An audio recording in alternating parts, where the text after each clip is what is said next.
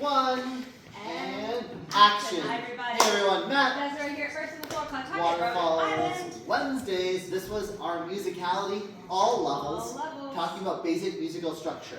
Kind of our thesis behind this class was that we can dance to almost any song, whether we know it or not, and we can still dance musically because a lot of the aspects of musical structure are the same song to song. Yes. Most songs that we dance West Coast Swing to are in 4/4 time signature. What that essentially means is that 8 beat chunks have an accent. So the one of each 8 is something that we can accent. Typically, 32 beats, there's a larger accent called a phrase change. So we practice hearing those, we practice dancing to those with bigger body movements or physicality of some sort. That could be a finger up, that could be doing a push break tuck with a little bit more body movement than normal. We welcomed you to hear the accents in the song and move accordingly. Yeah. Ideally, we're listening to the song because A, not every song is perfectly phrased, and B, even if songs are perfectly phrased, the phrase changes have different intensities.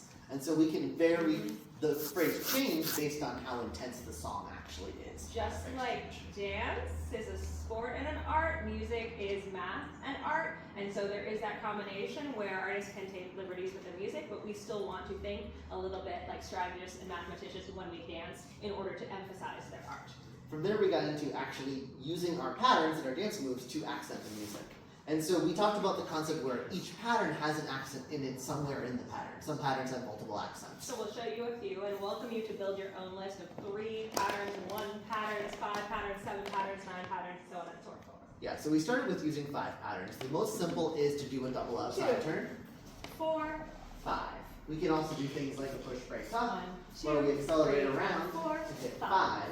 We could do something like a ride, 1, 2, 3, and 4, 5. Or we could also do a simple dip.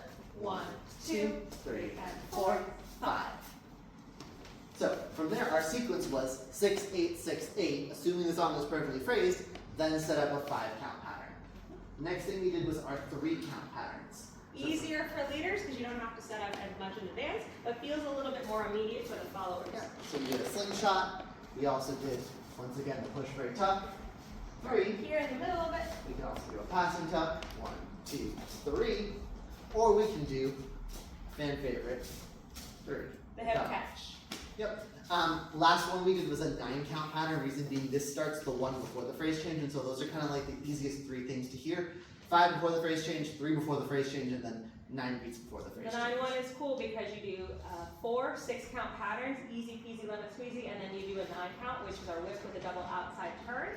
For leaders, you're going to focus on not rushing that. The phrase change is building up to expressing itself, but you do not want to go faster. The music is still going to be at the same tempo. For followers, we want to make sure we don't, in our enthusiasm to hit the phrase change, wibble and wobble the connection. So instead we want to find our balance, and we want to exhale to keep our balance for a dramatic phrase change where we both shine.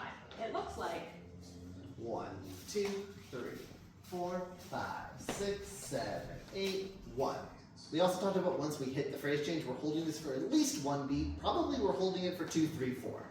So then we're going to go again on the next 5 of the music. That's why we can really let the audience or whoever it is we're dancing with take in the moment of what we just did. Yeah. Wonderful job, everybody. Good job, guys. See you next